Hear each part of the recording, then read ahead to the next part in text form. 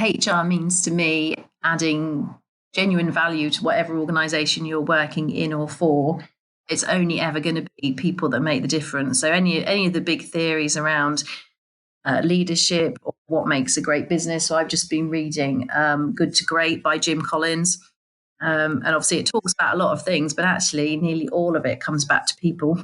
Everything else is going to flow from that. Welcome to the HR L&D Podcast with your host, Nick Day. Tune in to discover what it takes to truly develop within human resources as we delve deep into growth, engagement, and leadership strategies that will help you unlock the hidden potential within your business. By listening to this podcast, we hope to empower you and your workforce towards achieving significant HR organizational success. Today, I'm delighted to welcome Emma Wynne to the HR L&D podcast. Now, Emma is the founder of Gateway HR Services. They're an HR outsourced provider. Emma herself founded Gateway HR in 2007. She has an MA in Human Resources Management. She's lectured for the University of Northampton, and she possesses the CIPD at master's degree level. We sit down, have a fantastic chat about all aspects of HR. We find out a lot more about what personable HR means to Emma, as well as what the dark side of HR means as well. We also discover a lot more about the employee engagement process, why the employee experience is just so important, and we analyse as well the personalisation of HR, again looking at aspects that step away from things that are on trend at the moment, such as artificial intelligence. And it would be remiss of me as well not to discuss Emma's involvement with the Chartered Management Institute, or the CMI, because I know that something she's really passionate about is designing and delivering management qualifications to develop the leaders of tomorrow. So there's loads packed into this episode. I think you're going to really enjoy it. So if you're ready, grab yourself a cup of tea, grab yourself a coffee, make sure you're somewhere comfortable, because this is going to be a really interesting conversation about all aspects of HR. Emma is really engaging, and I'm really excited to have this opportunity. So I hope you're ready. And remember, at the end of this podcast, please do like it, subscribe to it, and share it with all of your friends. And if you are struggling to resource strong HR talent right now, then please do give me a call or drop me an email at nick@jgarecruitment.com. We are specialist HR recruiters, so we're here to help. Please do give us a shout. Right, let's begin. So Emma, how are you today? Welcome to the HR L&D podcast. How are you feeling? Yeah, really good today. Thank you. Yeah, very good. It's actually our 12th birthday as a business today. So there's been some cake. So it's all good. Congratulations. We've got cake here as well, actually. You've got two people's birthdays in the office. Not quite as glamorous as a 12-year anniversary. But hey, congratulations. Great news. Thank you. So for those that probably won't be familiar, I'm really excited to welcome Emma to the podcast today. I met Emma quite recently at a business conference, which was hosted by the RDLC, which is the Recruitment Directors Lunch Club, where loads and loads of recruitment owners get together, talk about recruitment, and Emma is kind of like our goddess of HR, where all the recruitment leaders like myself don't know where to go and need some support from an HR perspective. We kind of go to Emma and we outsource our services to her to say, Emma, we need some help. And it was a really great conference in Ibiza, a really good chat about all aspects of HR and business and all sorts. And I thought, you know what? I would be absolutely remiss not to get you on this podcast today so we can have a little bit more of a chat about what you guys do at Gateway HR, about your background, because you've got a wealth of HR expertise that I know my listeners would love to hear about, to find out how you got your business going, kind of services you're offering at the moment, and how you're seeing the market. So really excited to have you on board. 5 quick questions. Understanding where we are to know where we are going. What I would like to do, just to begin and just to sort of, I guess, set the scene, is I wonder if you could just tell our listeners a little bit about your background, your journey into HR, and kind of what led you to founding Gateway HR Services. Yeah, well, my journey into HR started after university. So I did a business studies degree, and then you could specialise. And I went to the HR side, which, coming, as most people do, school to university, didn't have a lot of ideas to what that meant. But I just knew that I think people are absolutely fascinating, sometimes for the good and sometimes not so good. So I went down the HR route, which was definitely the right decision to do. I think part of that is also because before HR, I trained to be a primary school teacher, but then decided that's not what I wanted to do. But what I do really enjoy is the learning and development side. So whether that's with not anymore primary school children or adults, people to learn and put things into practice. So I did that. HR, as a lot of your listeners will probably know, is quite difficult to get into. So did a couple of kind of office manager roles to start with, and kind of shaped those to be more about HR than anything else. And then my first full-time HR role was in a manufacturing organisation.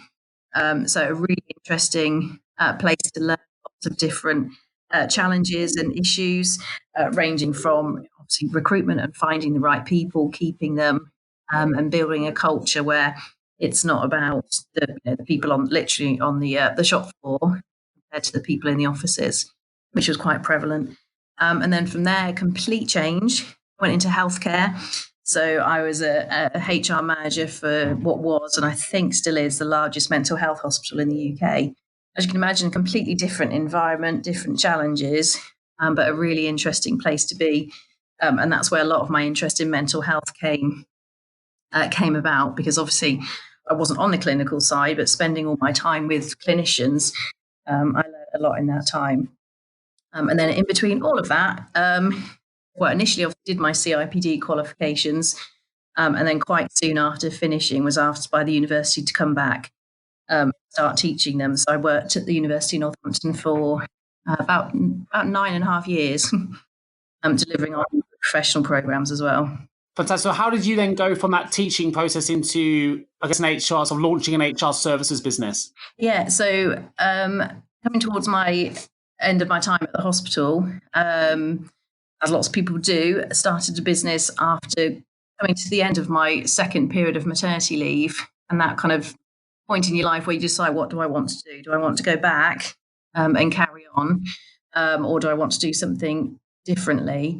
At that point, before I'd gone on maternity leave, I had moved a lot more into the learning and development side, fascinated by what I sometimes call the dark side of HR, so all the things that you don't want to do, so disciplinaries, grievances, absence management, but also looking at it in a different way, thinking actually if we train our managers really, really well, these things don't happen that often. So I was working on projects in that area before maternity leave. And then when I came to make the decision, I thought actually that's what I would like to be able to do for businesses of all sorts of different sizes. And it's really grown, hasn't it? I mean, if you go to your website, you can see all the different leaders that are part of your business. I know you're working as managing director of the business, and you've got 20 plus now sort of HR professionals, all with different areas of expertise, helping businesses across a range of services. So that growth is really quite impressive, because often there are a lot of HR consultants doing really good work as sort of one man bands, if you like, or one woman bands, whatever you want to look at it. But you've actually grown Gateway HR to something much bigger. So how's that growth occurred, and how have you led that direction?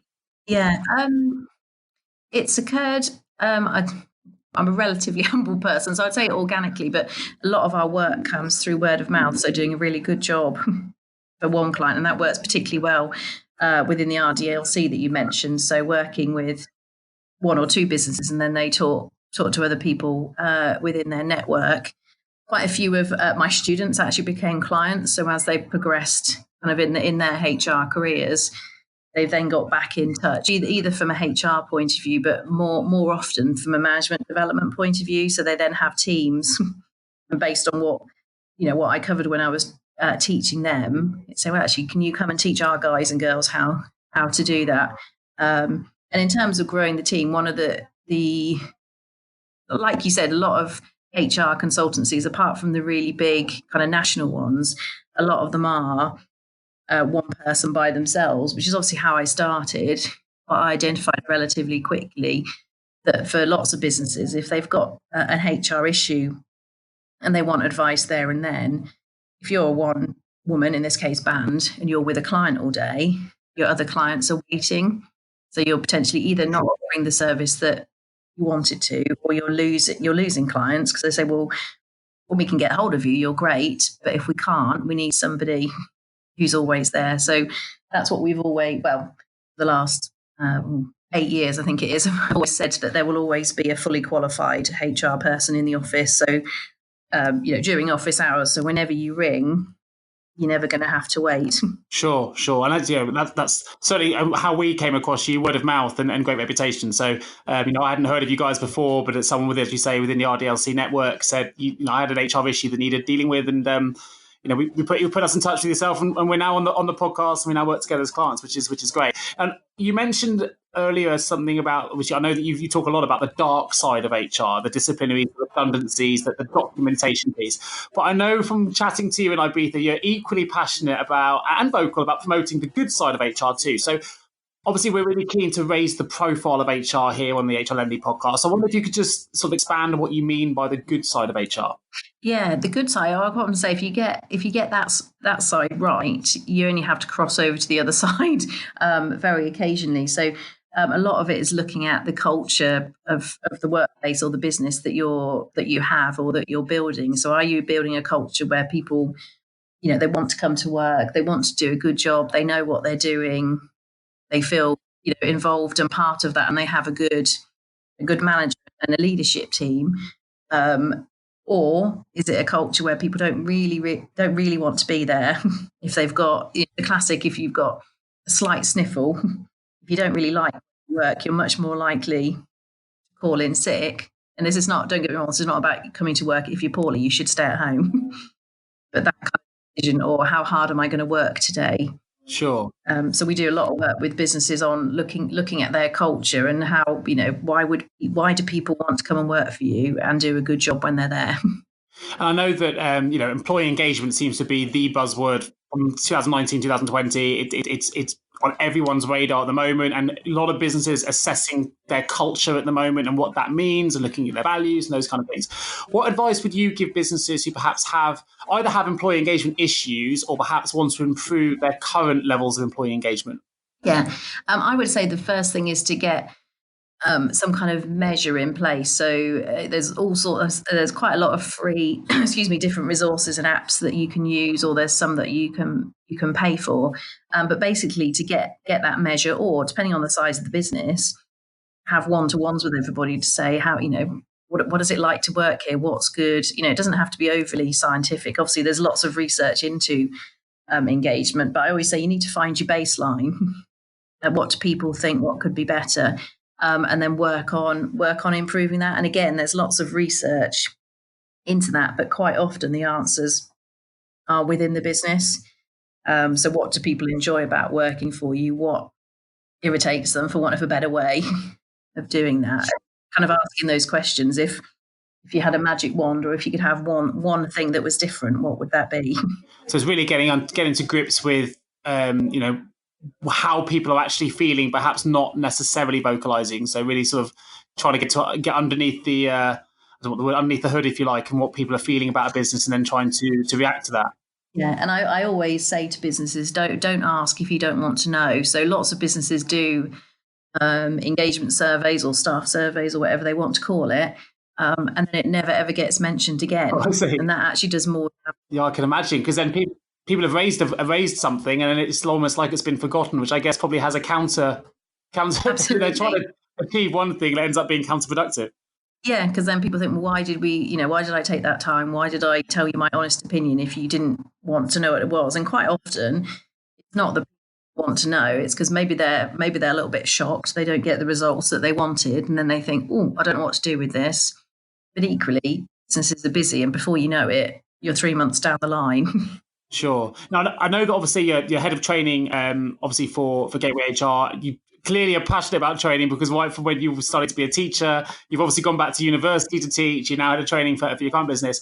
And I saw a quote, I think, in one of your blogs on your site, where you talk about when people are managed and developed well, it's really the best thing that can possibly happen for both the individual and the organisations they work in. I wondered if you could expand on this in terms of where you've really seen this come to life. I don't know if there's, you don't have to necessarily mention company names or things, but where there's been an example where you've actually seen that transformation and the results of that kind of transformation.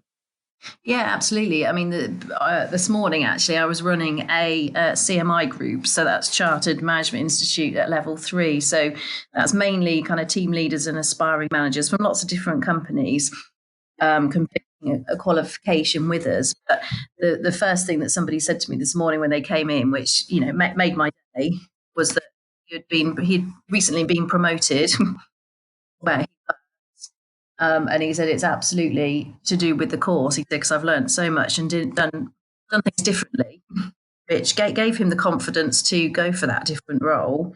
But also part of his interview feedback was how he's changing as an individual in terms of how he's working. And we quite often get either within businesses, sometimes people then get back in contact and say, actually, I'm now working somewhere else because it gave me the confidence to go for a different role. And that's not necessarily about not liking where they were. Perhaps at that point in time, there's not a gap at the right level. It's really getting people to think through. That's what most of our training looks at. Obviously, there's lots of knowledge sharing as well, but it's always practical. So from what we've covered in a certain session, right, okay, what can you do with that back in the workplace? So it's not that you've had a nice day out. Sure. And I can totally appreciate how that would be a real motivator for you as well, because in recruitment, we're all about hopefully trying to get people to fulfill their potential at that point in their career by helping people with career moves. And when someone does get a move that they either thought was beyond them or that's really challenged them to secure, and they get it and they're in that role and they call you a year later by saying, how much it's changed their life. Okay, it's not a training piece, but it's amazing the feeling you get to watch someone develop by pushing themselves. And if you've helped, even albeit on a small way, on that journey, it's a really really lovely part of being a recruiter. And I'm sure you get the same kind of endorphin rush from training. Yeah, it is. It's lovely. I said, yes, like I said to him this morning, I said, you just made my day. And he actually works for a charity.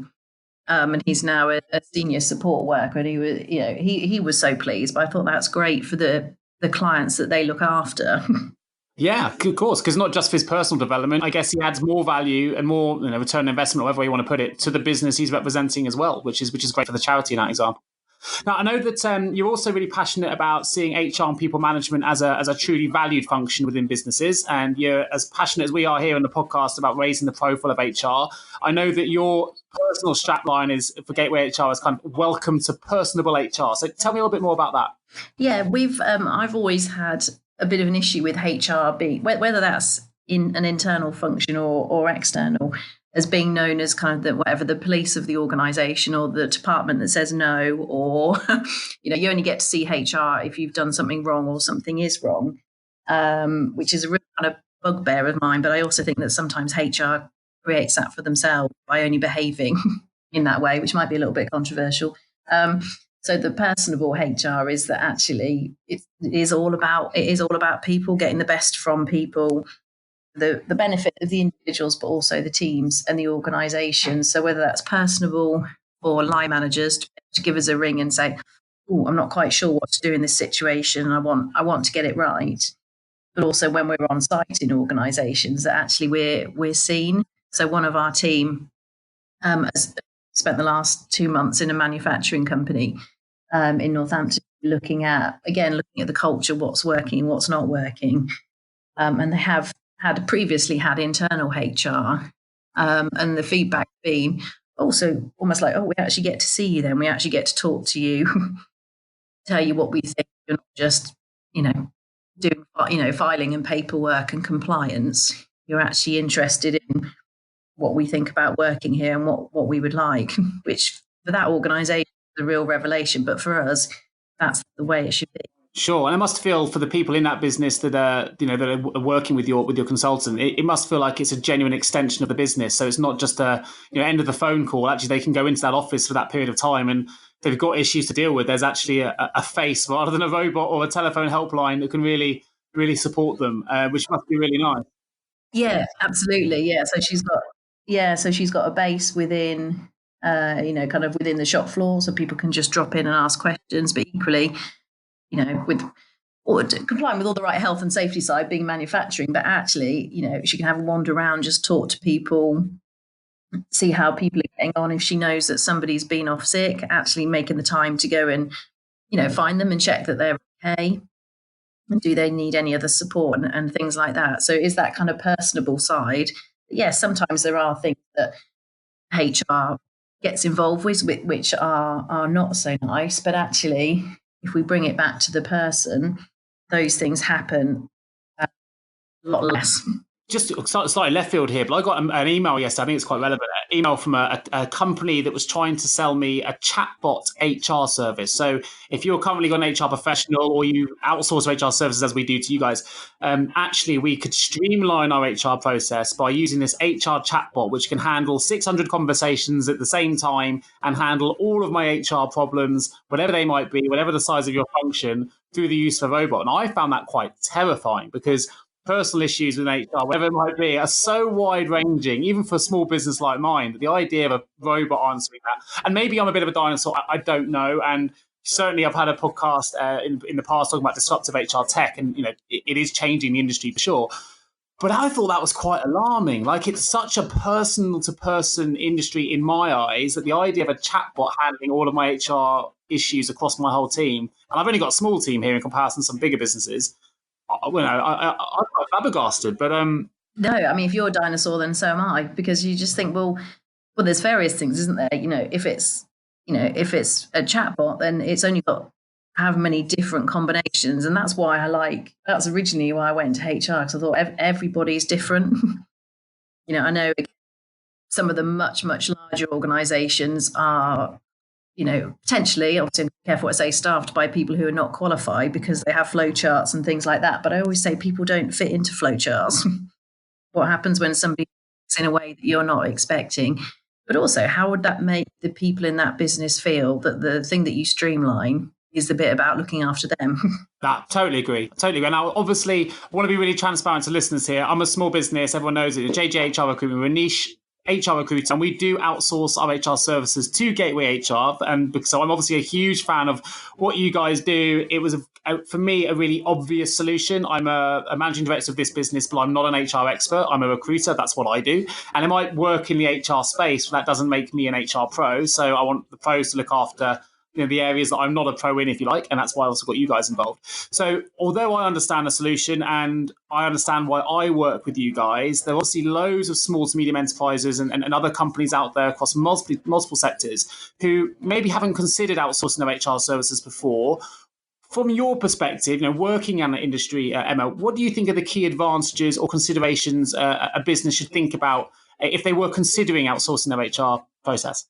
Yeah, I would say the main consideration is make sure that whoever you go with, that they are, fully qualified. They know what they do.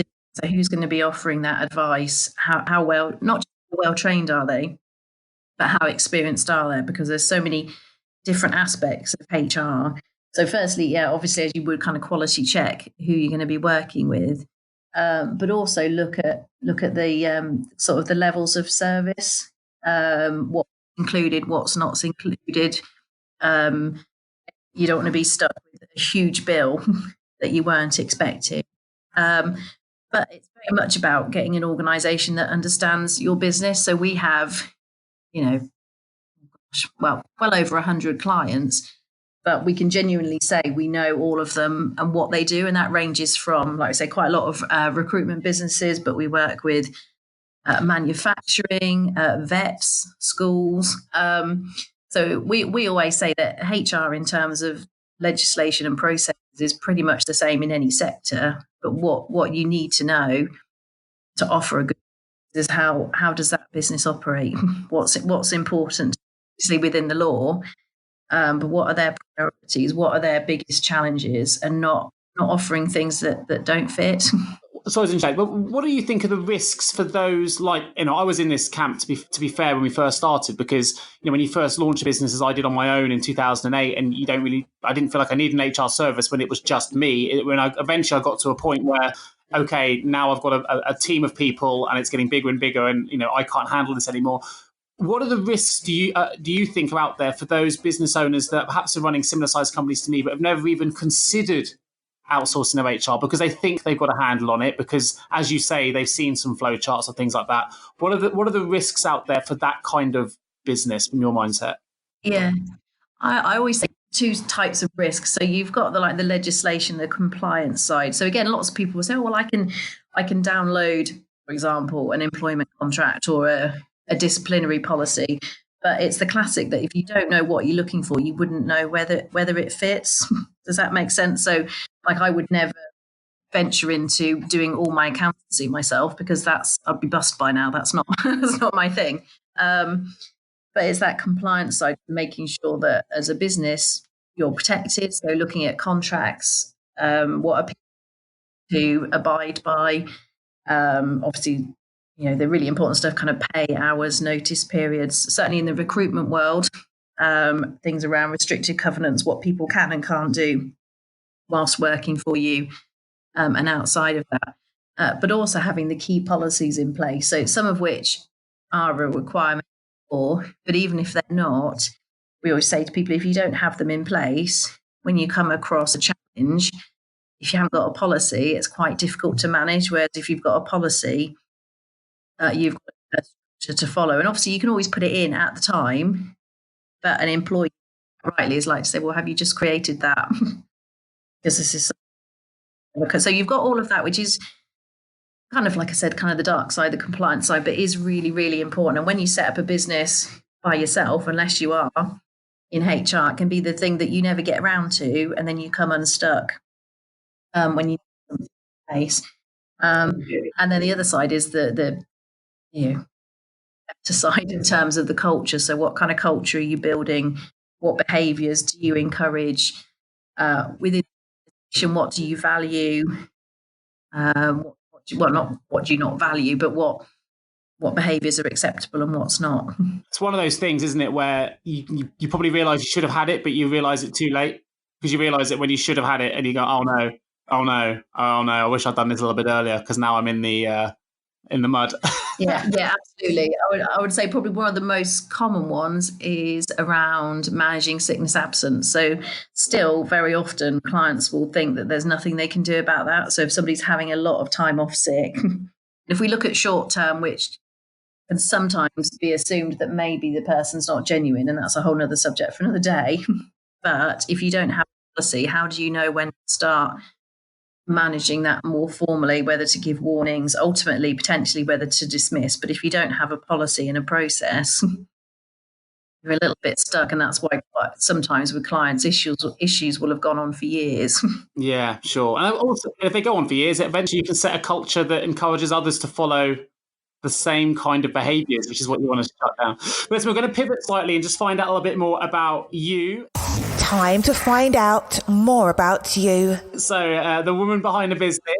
So Emma, how do you relax in your downtime?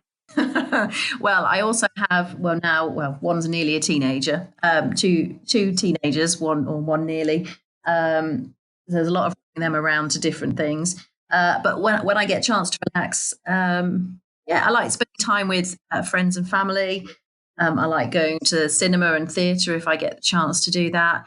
And I'm not particularly good at it, but I also really like CrossFit. That's my attempt at being healthy, but I actually really enjoy it as well. Nice. You used to doing the old WODs at the end, which the beasting WODs. I used to do CrossFit years ago, and I just remember those WODs at the end. They were just hellish, absolutely hellish. Yeah. And sometimes I'll walk into the office and they're like, "Oh, have you been to CrossFit?" I'm like, "Yes." Still red, still sweating, still recovering. So who are the two people who have been the most influential to you in your career? Ooh, in my career, I think probably the person who was my boss at that time, the HR manager in the manufacturing company, because I learned so much from her because I was still relatively green at that point. But also I learned just as much from her about how to be a good manager, because she was very supportive. I mean, actually, she's still a friend now, that many years later, even though now she works in Dubai. But also, it was very clear where the line was, between being a manager. And I thought that was really important, because that's something that I get asked a lot. Can you be a friend and a manager? And I will always say yes, as long as both parties know where the line is. Sure. Actually, I have to ask now. I'm going slightly offset here. Is she still an HR leader in Dubai now? She is, yeah. She went out to work for a large chain of, they have enormous shopping malls out there, don't they? Yes, yeah, I think it's the world's biggest, isn't it, in Dubai?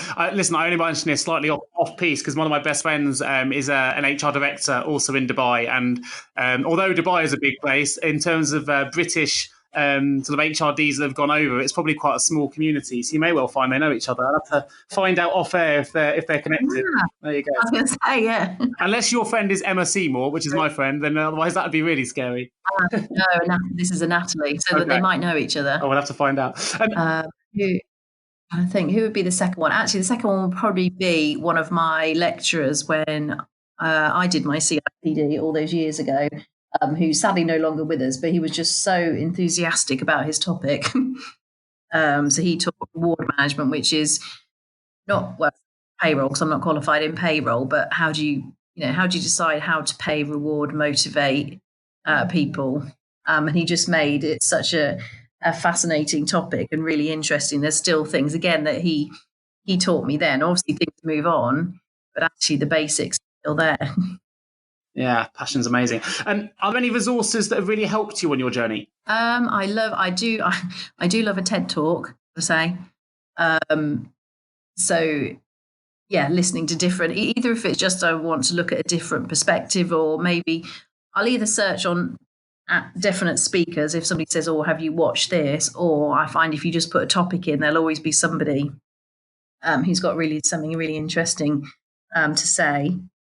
But I'm also very much, which is obviously when we met in Ibiza, I do like a conference, not for the obvious also reasons of it's good fun as well. Learning from speakers. So one of the speakers we saw, Ros even. So I'm into her audiobook at the moment. For those who aren't familiar, Ros Savage was the first woman to row across the Atlantic, wasn't she? Or British woman to row across the Atlantic? She was, yeah, and the Pacific, yeah, and the Indian as well, I think. And she did it solo. Yeah. Which I wouldn't be able to do that. I'd be awful if I didn't see people. I know it sounds cheesy as an HR person, but I'm very much a people person, so I would drive myself crazy if I was alone for that. It was a really inspirational talk. We were obviously both present for it. It was a fantastic talk. So for those that haven't checked it out, I'll put a link in the episode notes. But Ros Savage is the lady that gave the talk, and it was a very inspirational lady. Slightly different. If you could be given any superpower, Emma, what would it be and why? I think it would be to occasionally be able to stop time. So not time travel, because obviously Michael J. Fox proved that's a dangerous thing to do. But moments where you're just having such a lovely time. So whether that's, with family or friends, and you want that not literally that moment to last forever, almost just be able to put it on pause and look around and remember everything before it's gone. Nice. I like that. That's a new one as well. A new one for the podcast. I like that. First time. I like that. Last question, and we're going to jump back into some more of the HR related questioning. But if you could invite 3 people to a dinner party, who would they be and why? Wow, that's a great question. I would probably invite, I don't know if you've come across this man, somebody called Sir Ken Robinson, who's big in the education world, but about how the education system is all wrong. And he's just fascinating. And I've seen him talk, but I could listen to him for hours.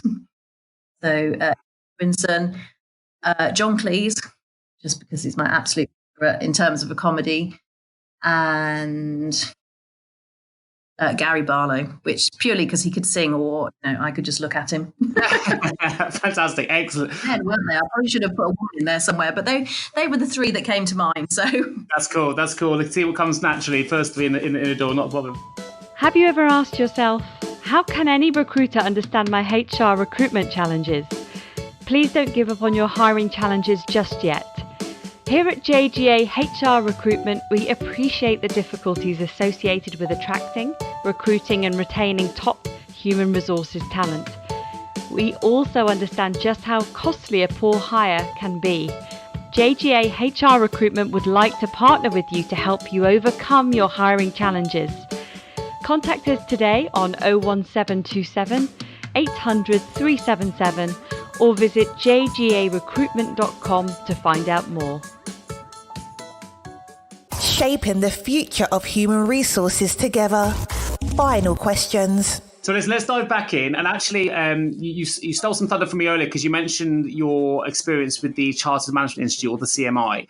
I know that you've got a good partnership with them. Actually, I'm part of the institute myself. I'm doing my own professional consulting qualification to the CMI, so I know the industry quite well myself.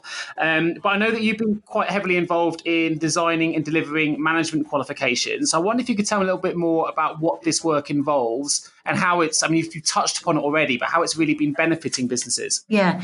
So we're authorised, or well, we're a registered CMI Centre. So that means that we can deliver qualifications at levels 3 and 5 in management, leadership and coaching and mentoring. And what that means is based on, as I'm sure you'll appreciate, a very strenuous audit process, quite rightly, that they know they know what we're doing and we're capable of building a course to meet their requirements. So the management and leadership course, which is what I was doing one of the workshops for today, and a lot of it's around obviously what makes a great manager, a great leader. How do you combine the two? Obviously, the ongoing discussion of what is the difference between the two, and how they put that into practice. But what behaviours are expected of good leaders and managers, and a lot of it is about then people sitting back and thinking, oh yeah, actually sometimes I do or don't do that, and how that reflects on their reputation, but also the impact it has on the team. And then we also look at mission, vision, strategy. So it's, even though all still related to people, it's not all HR related, if that makes sense. So how as an organization do you establish what your vision and mission are? And we spend quite a lot of time looking at, are these documents kind of worth the paper they're written on? Does that make sense? So it's not just something that you put up in reception and it looks nice, but if you ask anybody in the business, they wouldn't know what it was. Or is it genuine? This is the vision. This is what we're all working towards, and we all know what we're doing. So that's kind of the first half of that course, which takes 3 months, and then the second half, which this group are about to go into, is all around teams and high performing teams. So what makes a great team? How do you put a good team together?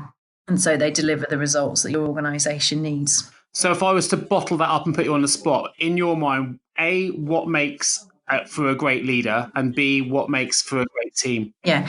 A great leader is somebody who can inspire in their, sphere of influence. So they might not be their direct line manager, but somebody that inspires you to work towards that common goal and that common vision. And a great team is a team that, again, works together and achieves the goal. So the big part of that is knowing what are we working towards, so we're not all going off in different directions. Sure. And then the communication piece there is obviously really, really key. I mean, as you say, no point having it on a notice board pinned up if no one's reading it and no one understands what that goal is. So that communication piece comes back again. One thing I had to mention, because I know in HR, you get asked quite a lot as to, whether or not you get involved in recruitment. I thought it was quite an interesting question, and I saw this on your blog as well, because one of your biggest client bases you've mentioned are recruiters like me through your involvement with the RDLC. So when you get asked by clients whether or not you do recruitment, I know your answer is kind of yes and kind of no, because you support a lot of the areas that affects recruitment, but obviously you're not a recruitment agency. So how would you answer that question now? If I was to ask you, okay, Emma, do you get involved in recruitment? How would you answer that question? Yeah. We will always say that we don't do the kind of the actual recruitment, if that makes sense. So we do the bit beforehand. So we'll sit with the client and say, establish what it is that they really want for the team and the business. So the classic is, somebody hands in their notice, you're in a bit of a panic. It's really easy just to go out for exactly the same thing. But getting them to think through, actually, before you do that, is that still the role that it was when that person joined? Is that still what the business and the team needs? And whether that then turns to whatever you want to call it, a job description or a role profile, making sure that it's the right thing. And then we'd also work with them in terms of, okay, so where is this person or people most likely to be found, and how to do that. But we don't do any of the recruitment. So we would then, obviously, we've got a big network. So we would say, actually, work with X agency or Y agency who specialise in what you're looking for. I mean, obviously, some clients will say, well, actually, we want to do it ourselves, or maybe due to budget, they need to do it themselves. I mean, whether that's cost efficient, we could come back to that. But if that's look at, okay, if it's going on your website, what does it look like? How likely are you to attract the right people doing that way? So we say all the advisory things around it, but the actual recruitment, finding the right person, and again, will help then in the selection process. So if a recruitment agency puts forward 3 or 4 great candidates, will quite often get involved in the interview process. Sure, that makes sense. I mean, because you're in quite a unique position, really, in terms of your exposure to the inner workings of recruitment businesses because of your relationship with the RDLC. So with that, Amanda, has that changed your perception of what recruitment agencies do, or has it changed, how you viewed the recruitment industry, having that unique position to view it from a slightly different angle? Yeah, I think it has. I mean, one of my first roles after university, I mentioned that I did kind of office management roles, was actually in a headhunting company. Baptism of fire at the age of whatever that was, 22, 23. So again, that was nothing I'd come across before. So I did that kind of background knowledge, but yeah, certainly working with lots of recruiters and looking at the figures. And because sometimes, clients might say, oh, it's going to be whatever, X thousand or a percentage to find the right person. But then equally, I can then back to them with figures from people like the CMI or the CIPD to say, actually, if you do it yourself, the chances are it will probably cost you almost as much in terms of management. And again, it comes back to, I wouldn't attempt to do my accounts because that's not my specialist area. So it's going out to a good agency that knows the market, has good candidates or access to good candidates. So as the client, you're spending your time selecting from the best rather than weeks trying to find where those people are. Sure. That makes perfect sense. Well, it's nice to hear it from your point of view. It wasn't a question I'd planned for the podcast, but it kind of lended itself to ask because it's it's quite rare someone has that kind of that view of it, and it's obviously I would support all of those arguments, but I also equally understand that people sometimes have to go direct for budgetary reasons, but it's that time-saving element. Well, we're nearly into the L&D vault. It's a couple of last questions I'd like to ask quickly, and I want to go back to the employee experience piece briefly, because I know that's something that's really central to the core beliefs of what Gateway HR are offering. And I know the employee experience is obviously really important to you, and it isn't the same thing as employee engagement necessarily. So I just wondered if you could talk to us a little bit about why you put so much value on the employee experience and why you think it's so important. Yeah, it's,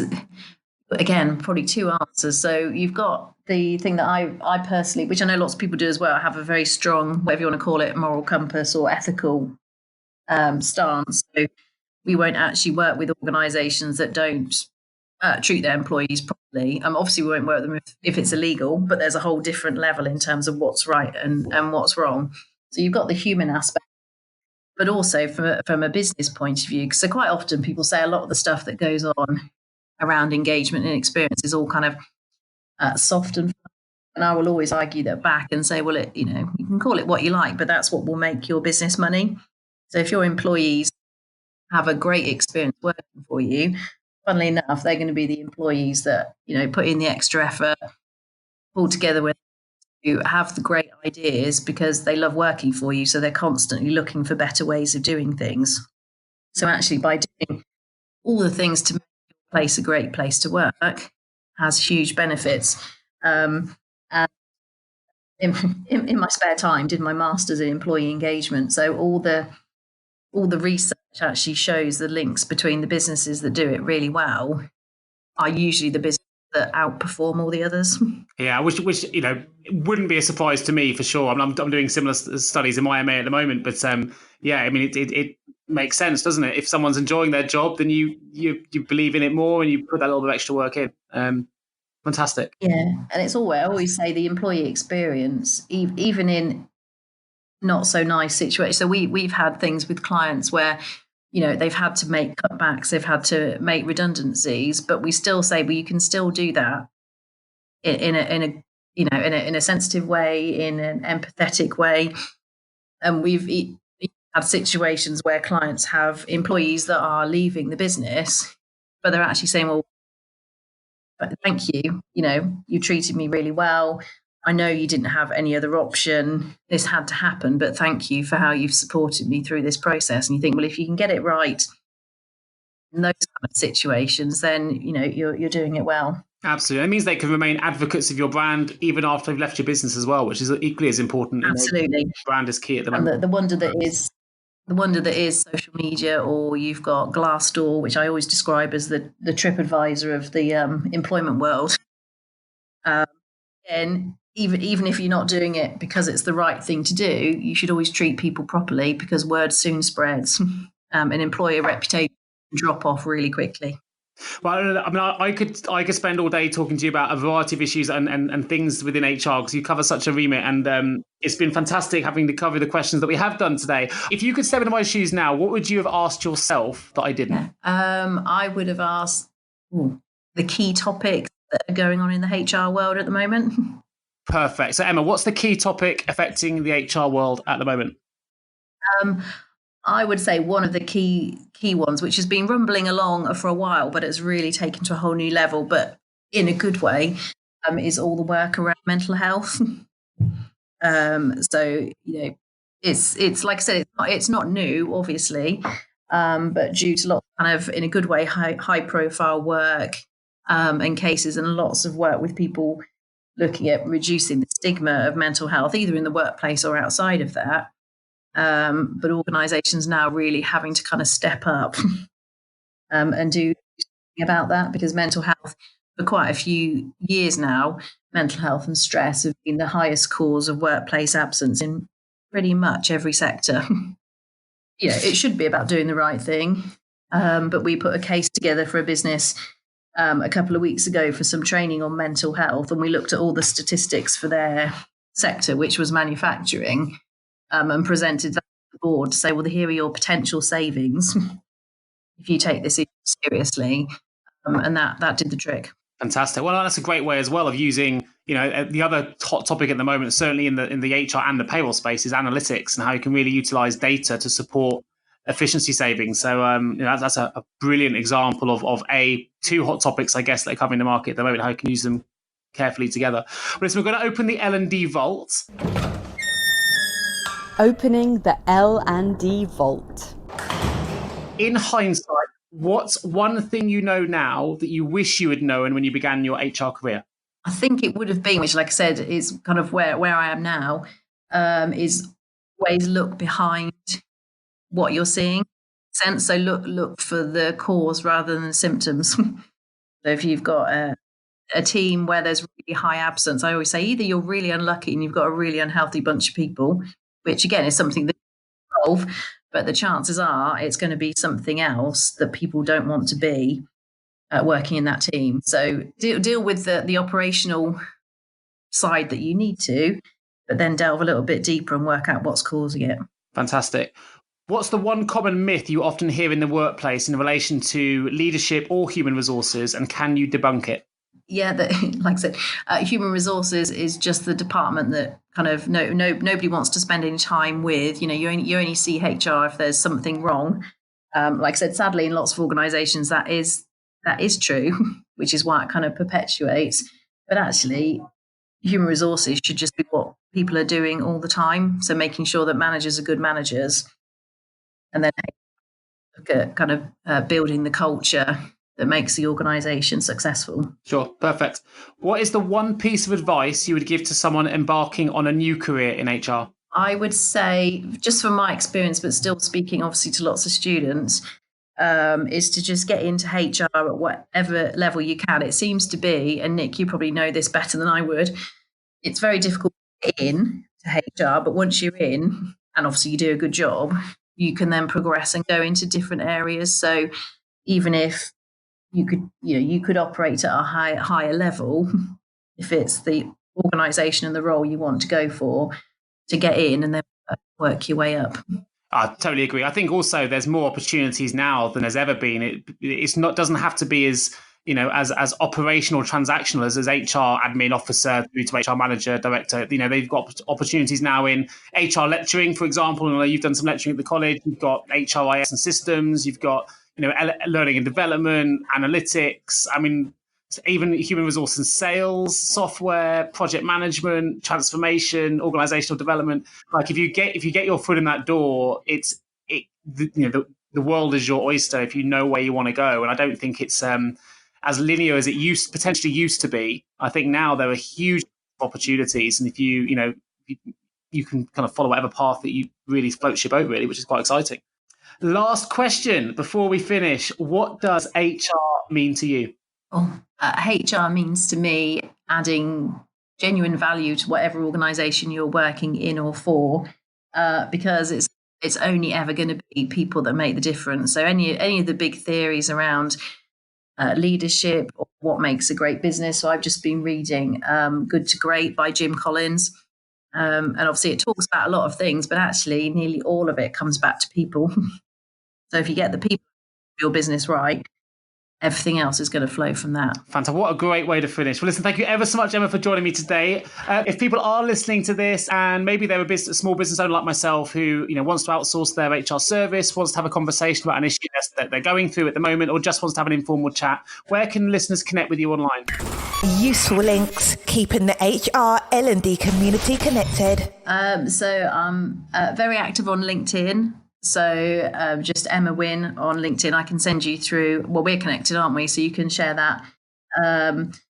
But also you can go onto our website or just give us a call in the office. That would be great. Fantastic. And I'll make sure that your LinkedIn profile, your website, which is gatewayhr.com, and any other links are available on the episode notes as well. So if you are interested, click on the episode notes right now.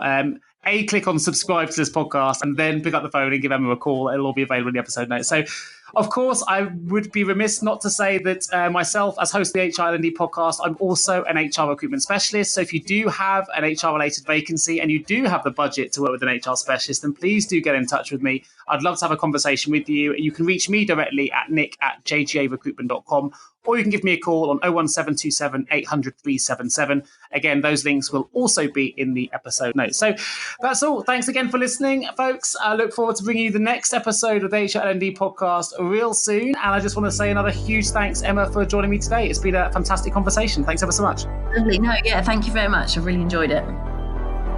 Thank you so much for tuning into the HR L&D podcast with your host, Nick Day of JGA HR Recruitment. If you need help with a current HR or L&D vacancy, then please get in touch with Nick and his team. All contact details can be found in the episode notes.